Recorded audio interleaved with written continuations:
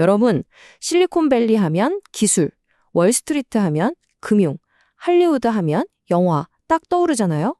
근데 가만 생각해보면 이상하지 않나요? 왜 이 산업들은 굳이 그렇게 비싼 동네에 다 같이 모여 있을까요? 더 싼 곳도 널렸는데 말이죠. 오늘 이 시간에는 바로 이 거대한 경제 퍼즐, 산업 클러스터링의 비밀을 한번 파헤쳐보겠습니다. 자, 한번 진지하게 생각해 보세요.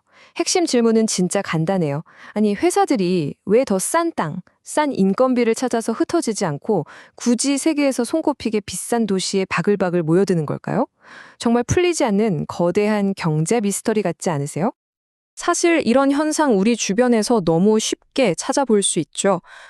기술 혁신하면 딱 떠오르는 실리콘밸리, 또 세계 금융의 심장이라고 불리는 월스트리트, 그리고 영화, 꿈의 공장, 할리우드까지 전부 다 특정 산업이 특정 장소에 딱 하고 자리를 잡은 아주 대표적인 예시들이잖아요.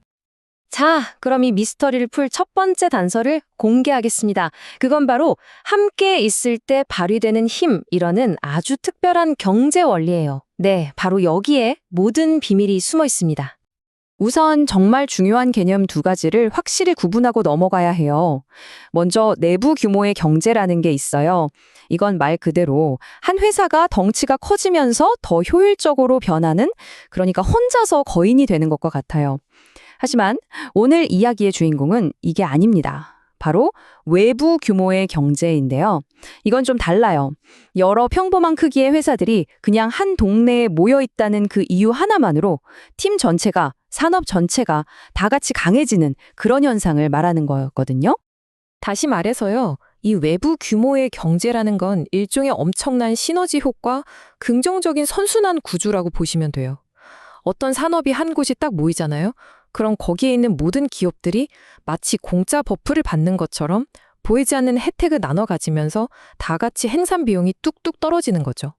신기하죠? 위대한 경제학자 엘프리드 마셜이 이 현상을 정말 기가 막히게 시적으로 표현했어요. 뭐라고 했냐면 산업의 비밀은 바로 공기 중에 떠다닌다고요. 와, 멋지지 않나요?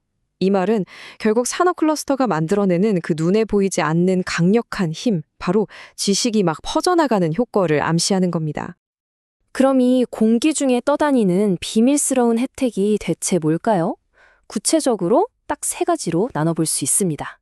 자, 첫째, 전문화된 공급업체들이에요.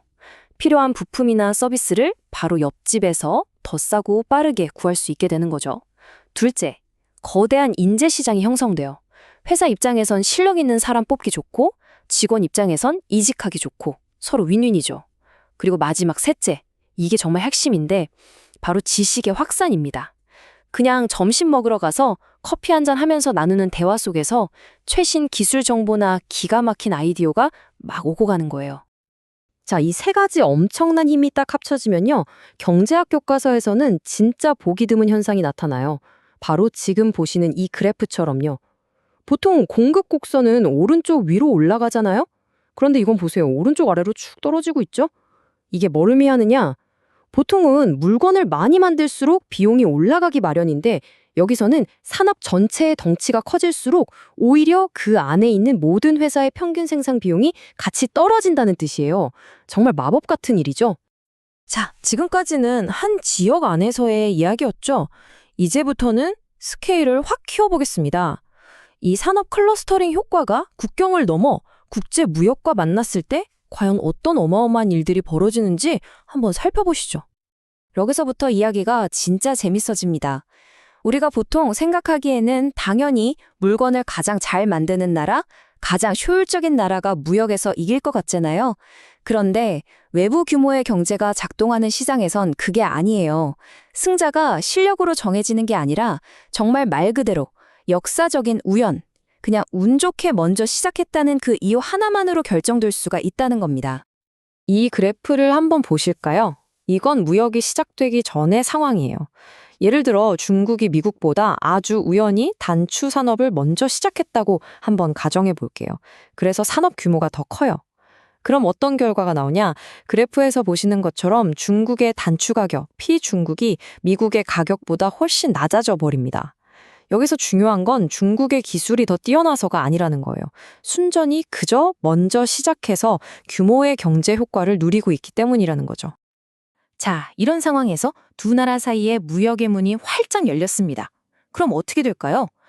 답은 뻔하죠. 당연히 가격이 더 싼 중국산 단추가 전 세계 시장을 휩쓸게 됩니다. 그럼 중국의 단추 산업은 전 세계의 주문을 받아서 눈덩이처럼 더더 커질 거고 외부 규모의 경제 효과는 더 강해져서 생산 비용은 P2 지점까지 쭉 떨어지게 되는 거죠. 보세요.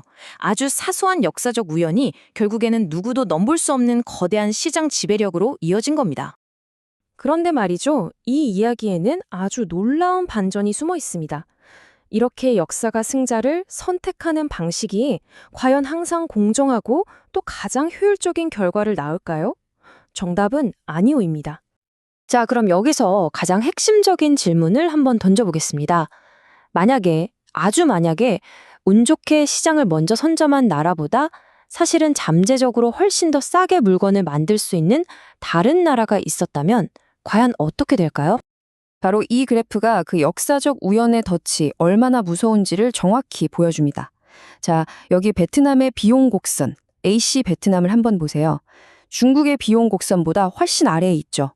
이게 무슨 뜻이냐면 만약 베트남이 산업을 충분히 키울 수만 있다면 중국보다 훨씬 싸게 단추를 만들 수 있다는 잠재력을 가졌다는 의미예요. 그런데 문제가 있습니다. 이미 시장을 꽉 잡고 있는 중국이 P1이라는 낮은 가격에 팔고 있잖아요. 베트남이 이제 막 산업을 시작하려면 초기 비용이 많이 들 텐데 도저히 이 P1 가격이랑은 경쟁 자체가 안 되는 거예요. 그러니까 아예 시장에 발을 들여놓을 엄두조차 못 내는 거죠. 결국 핵심은 이겁니다. 한 나라가 아무리 엄청난 잠재력을 가지고 있어도 단지 파티에 늦게 도착했다는 그 이유 하나만으로 그 산업에서는 영원히 기회를 박탈당할 수 있다는 거죠. 이게 바로 역사적 우연이 가진 정말 무서운 힘이에요. 자, 이제 이 이론이 우리에게 던지는 가장 충격적이고 어쩌면 우리의 상식을 완전히 뒤엎는 결론에 다다랐습니다. 그건 바로 자유무역이 항상 반드시 모두에게 이로운 것만은 아닐 수도 있다는 점입니다. 이 그래프가 보여주는 이 놀라운 역설을 한번 보세요. 만약에 이 나라가 그냥 무역 안 하고 혼자 살았다면 어떻게든 자국 산업을 키워서 P1이라는 비교적 낮은 가격의 물건을 생산하고 소비할 수 있었을 거예요. 그쵸? 그런데 섣불리 자유무역의 문을 열었더니 어떻게 됐죠? 이미 시장을 선점한 저 막강한 나라 때문에 자국 산업을 키울 기회를 영원히 잃어버린 겁니다. 그 결과는요? 울며 겨자 먹기로 자기가 만들 때보다 오히려 더 비싼 가격인 P2의 물건을 수입해야만 하는 정말 어처구니 없는 상황에 빠지게 된 거죠. 무역을 해서 오히려 손해를 본 거예요. 이게 바로 오늘 이야기의 가장 충격적인 결론입니다. 특정 조건이 갖춰지면 자유무역이 한 나라를 더 잘 살게 해주는 게 아니라 오히려 그 나라의 잠재력을 완전히 꺾어버려서 무역하기 이전보다 더 가난하게 만들 수도 있다는 겁니다. 자, 그럼 오늘 우리가 함께 파헤쳐본 이 흥미로운 이야기의 핵심들을 다시 한번 정리해 보겠습니다. 이 이론이 과연 오늘말의 우리에게는 어떤 의미를 가질까요? 오늘 우리가 배운 것들을 한번 정리해 볼까요? 첫째, 산업 클러스터는 외부 규모의 경제라는, 즉 뭉치면 강해진다는 원리 때문에 만들어진다는 것. 둘째, 아주 사소한 역사적 우연이라도 한번 먼저 시작하면 그게 무역에서 엄청나게 강력하고 오래가는 무기가 될 수 있다는 점. 셋째, 바로 이 때문에 잠재력이 훨씬 더 큰 나라가 억울하게 시장에서 쫓겨날 수도 있다는 거고요. 넷째, 이건 우리가 상식처럼 믿어왔던 자유무역은 무조건 좋은 거야 라는 생각에 아주 강력한 의문을 던집니다. 그리고 마지막으로 한 나라의 경제적 운명에는 우리가 생각하는 것보다 훨씬 더 크게 역사와 운이 작용한다는 사실입니다. 자, 그럼 마지막으로 여러분께 질문 하나를 던지면서 마무리하겠습니다. 만약 한 나라의 경제적 운명이 이처럼 실력뿐만 아니라 역사와 운에 의해 크게 좌우된다면 과연 나라들은 이 운명의 파도에 그냥 휩쓸려 가야만 할까요? 아니면 어떻게든 스스로의 힘으로 새로운 운을 만들어낼 방법이 있을까요?